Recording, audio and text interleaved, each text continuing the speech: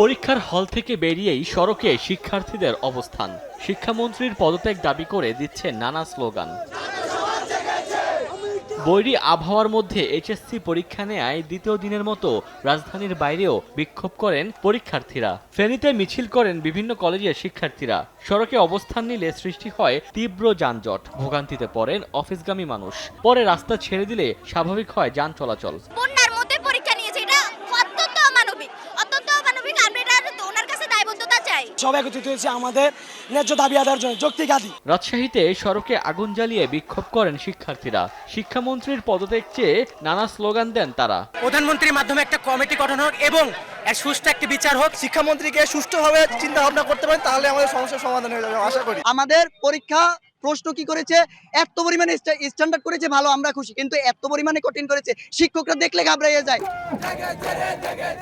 এছাড়া যশোর, মৌলভীবাজার, গোপালগঞ্জ সহ বিভিন্ন স্থানে কর্মসূচি পালন করেন সাধারণ শিক্ষার্থীরা। পিরোজপুরে আন্দোলনরত শিক্ষার্থীদের সঙ্গে আলোচনা করে পরিস্থিতি স্বাভাবিক করেন জেলা ছাত্রদলের নেতাকর্মীরা। ওমর ফারুক, সময় সংবাদ।